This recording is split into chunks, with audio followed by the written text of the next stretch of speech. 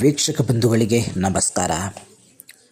ಕ್ಷೇತ್ರ ದರ್ಶನ ವ್ಲಾಗ್ಸ್ 4ನೇ ಭಾಗ ಬಂದಂತಹ ನನ್ನೂರಿನ ಕಿದೂರು ಕ್ಷೇತ್ರದ ಮಹಾತ್ಮೆಯನ್ನು ಕೇಳೋಣ. ಅದೇ ರೀತಿ ಕ್ಷೇತ್ರ ದರ್ಶನವನ್ನು ನೋಡೋಣ.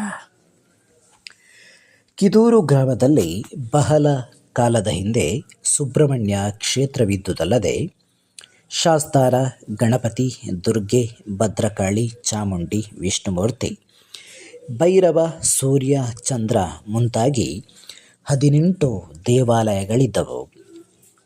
ಈ ಕ್ಷೇತ್ರವು ಮಹಾ ಸಾನ್ನಿಧ್ಯದಿಂದ ಕೂಡಿತ್ತು.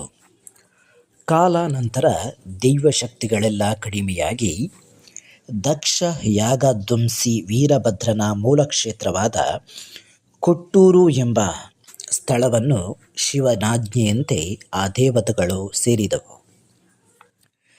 ಅಲ್ಲಿರುತ್ತಿದ್ದ ಪರಶಿವನ ಸಂಪೂರ್ಣ ಶಕ್ತಿಯೊಂದು ತನ್ನ ದಿವ್ಯ ತೇಜಸ್ಸಿನಿಂದ ಕಿದೂರು ಶ್ರೀ ಸುಬ್ರಹ್ಮಣ್ಯ ಕ್ಷೇತ್ರದ ಇದಿರಿನ ಕೆರೆಯಲ್ಲಿ ಆವಿರ್ಭವಿಸಿ ತನ್ನ ನಿಜ ತೇಜಸ್ಸಿನಿಂದ ಅಲ್ಲಿನ ಸ್ಥಳ ನಿವಾಸಿಗಳಿಗೆ ಕಾಣಿಸಿಕೊಂಡು ಆ ಕ್ಷೇತ್ರದ 18 ದೇವತೆಗಳು ಕೊಟ್ಟೂರನ್ನು ಸೇರಿಕೊಂಡಿದ್ದಾಗಿಯೂ ಸುಬ್ರಹ್ಮಣ್ಯ ಶಕ್ತಿ ದಿನ ದಿನಕ್ಕೆ ಕುಂದುತ್ತಿರುವುದಾಗಿಯೂ ತನ್ನ ರುದ್ರ ಶಕ್ತಿಯು ಮುಂದೆ ಪ್ರಬಲವಾಗುತ್ತಿರುವುದಾಗಿಯೂ ತಿಳಿಸಿದೆಂದು ಸ್ಥಳದ ಮಹಾತ್ಮೆ ಬಲ್ಲವರು ಹೇಳುತ್ತಾರೆ.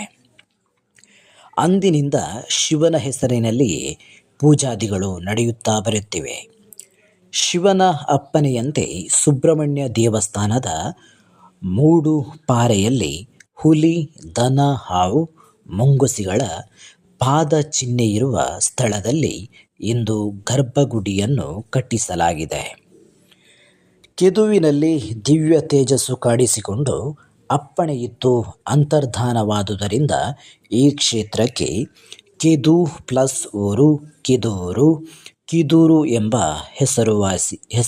ಹೆಸರಾಯಿತು. ಕುಂಬಳೆ ಸೀಮೆಯ ಪವಿತ್ರ ಕ್ಷೇತ್ರಗಳಲ್ಲಿ ಇದು ಒಂದಾಗಿದೆ. ಇಲ್ಲಿ ಶಿವರಾತ್ರಿ ಷಷ್ಠಿ ಉತ್ಸವಗಳು ಬಹಳ ವಿಜೃಂಭಣೆಯಿಂದ ನಡೆಯುತ್ತಿವೆ.